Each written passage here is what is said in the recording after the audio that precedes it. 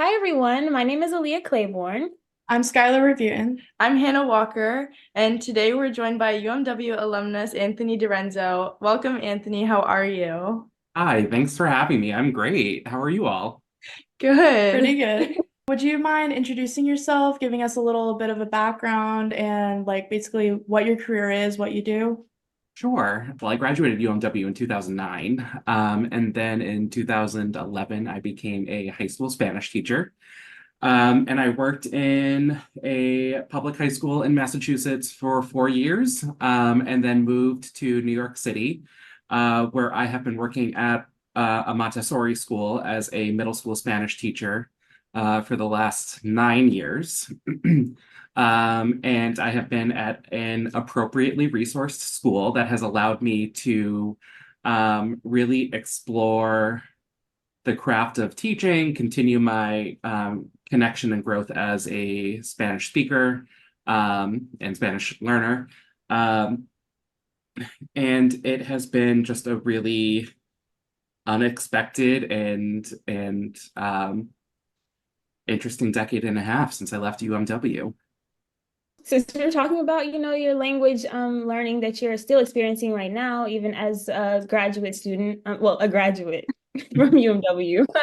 We want to ask what your experiences were as a language major and what made you choose this language in the first place. Sure. Well, I grew up in Massachusetts, and I went through public school through middle school, and started learning Spanish in seventh grade. The first day I had Spanish class, I think I went home and asked my mom, like, "¿Cómo te llamas and cómo estás?" probably 100 times. I thought it was the coolest thing ever that I could communicate in another language finally. And so ever since then, I was so enamored with language learning, and something just like clicked in my head, and I just wanted all of the knowledge. I stuck with it in high school, and I really loved my Spanish teachers in high school, and they were so great about bringing in the modern songs and the movies, and making it really come alive for us. And then I knew that I wanted to study Spanish in college. I didn't know what I would do with it. I didn't really have much of a plan other than this is something I find really fascinating and I love talking about. Um, so I went to Mary Washington, and that is when I went in declared as a Spanish major. I started out also as a international relations major, but um, that lasted a semester. And then I ended up getting a double major also in linguistics. So between Spanish and linguistics, I was just like collecting all of this information about languages and the way humans process language and how we use language.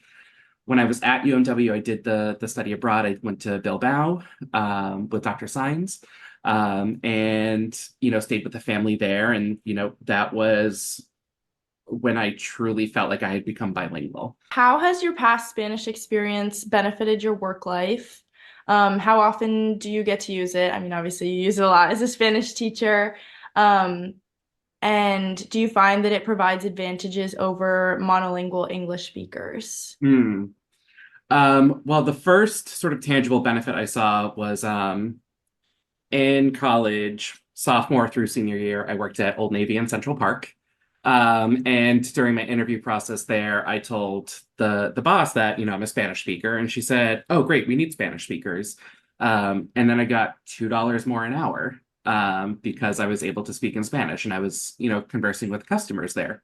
Um, so that's the first time that I saw sort of benefit from bilingualism. Of course, as a middle school Spanish teacher now, I use it daily. And back to being at an appropriately resourced school, there's a great professional development fund at my school, which includes travel grants. And so last spring, I got to travel to Oaxaca, Mexico. And I spent spring break there, and I got to connect with weavers and textile artists, like all in Spanish because it's Oaxaca. And it was a great moment because I had been, spent so much of my life studying Spanish and so much of my life studying textiles, but never studying textiles in Spanish. So it was really great to have that moment and get all of that new vocab. to talk to weavers and dyers and folks who are making textiles down there and make some like really great connections. In terms of the benefits over being a monolingual person, I think that Oaxaca trip particularly sticks out because um, speaking with these artisans in their language, it makes me think of that Nelson Mandela quote about speaking to a man in his own language, you speak to his heart. So I made some like really strong connections, and I'm still in touch with some of the artisans. And I'm actually going back in 4 weeks to meet up with some of them and start collaborating on some projects. And I don't know if I would have had that deep of a connection if I was speaking to these people in English. And of course, they're very proficient in English because of the textile and the tourism. Um, but that just like taking away that barrier, I think really helped me connect with the people who live there. That's so interesting. How long were you there? I was there for 2 weeks, and I'm going to go back for 2 weeks this spring.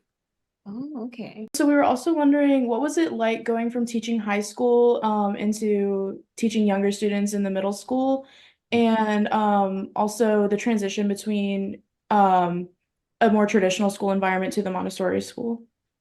Oh my gosh, it was quite a transition. I was going from, a large regional public high school in Massachusetts, suburban Massachusetts, to a very small independent Montessori school in Brooklyn, New York.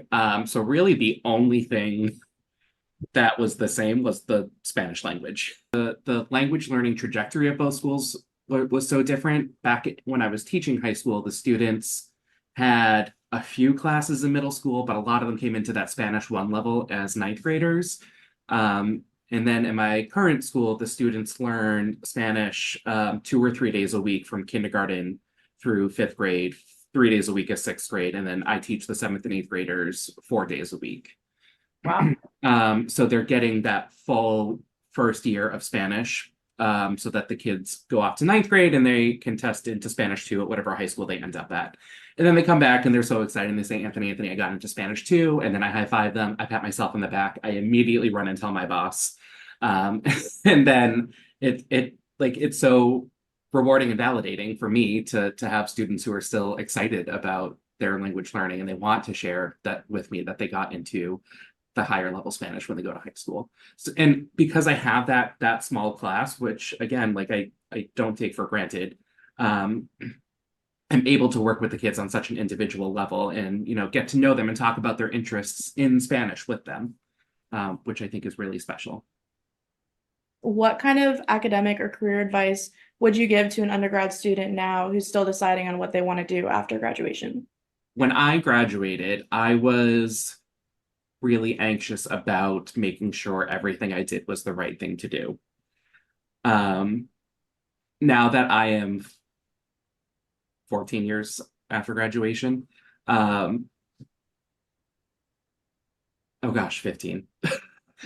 15 years after graduation, I kind of realized that you can start over if things don't go well. I, when I graduated, it was a really tough economy. There was a huge recession happening, and there just were not a lot of jobs. And I was applying for everything, and then sometimes I was applying for nothing, and it was just so hard to figure out, like, I didn't quite know what I wanted to do. I'm 36 now, and I still don't quite know what I want to do, and I think I'm okay with that. But knowing that I can find something that I feel connected to in some ways, I don't know. I guess my advice would be like, don't worry if the next thing you do is not the perfect thing for the rest of your life. I worked one job for 2.5 weeks after I graduated, and I was like, no, absolutely not. And I left without a plan because like I was 22 living at home. It was fine. In the moment, it didn't feel fine, but in retrospect, I'm like, oh yeah, that was a terrible fit for me. I should not have been there at all. Mhm. That is really helpful to hear, actually. Yes. So I think that was all we had, unless you two have anything else. No, I think I'm good. Yeah. Thank you so much. Yeah. Of course. Thank you for taking the time to talk to us today. Thank you so much. This was so interesting. It was so Yeah. nice to talk to you. Yeah, thanks for reaching out. This was great.